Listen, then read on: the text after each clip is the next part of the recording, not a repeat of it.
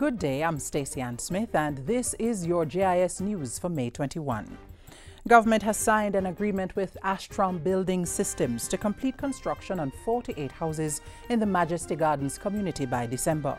The $160 million agreement with Astrom represents the bulk of the $278.6 million project, which also involves infrastructure work for the development. The houses are being built under the Inner City Development Program, the ICDP, for which the National Housing Trust is the lead agency.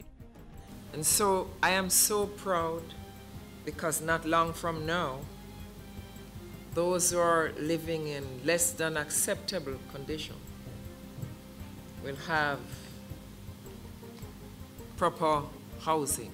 The 48 2- and 3-bedroom houses are being completed under Phase 1 of the ICDP. Phase 2 involves the construction of an additional 48 units. 11 individuals and companies have been licensed to supply excess energy to the Jamaica Public Service Company as government advances its efforts to promote the use of renewable energy sources. Minister of Science, Technology, Energy and Mining Philip Paulwell issued the licenses on Friday during a meeting of the Jamaica Energy Council. The net billing licenses allow persons who generate their own energy through the use of renewable sources to sell their excess electricity to JPS.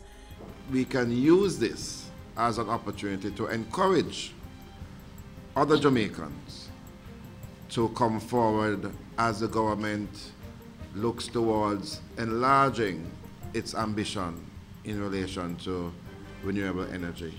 The new licenses will provide up to 100 kilowatts of energy to the JPS at a cost of approximately 25 US cents per kilowatt hour. Residential customers are limited to a maximum 10 kilowatts, while commercial customers have an upper limit of 100 kilowatts. As government continues to put measures in place to improve business facilitation, the Companies Office of Jamaica (COJ) has developed a business registration form which integrates information from various institutions. State Minister for Industry, Investment and Commerce Sharon Folks Abrams says these include the Ministry of Labour and Social Security, Inland Revenue Department and the Tax Audit and Administration Department (TAAD). It is envisaged that upon implementation of this system, the Companies Office of Jamaica would collect information on the business registration form and issue the registration certificate, which would reflect all of the relevant information. She says allowing the Companies Office to coordinate the transfer of information between the entities will make it easier to do business. The Ministry of Health has bought 8 new vehicles to enhance its mental health and vector control programs. Each of the programs will get 4 minibuses. The vehicles, costing $20 million, were bought with the assistance of the National Health Fund.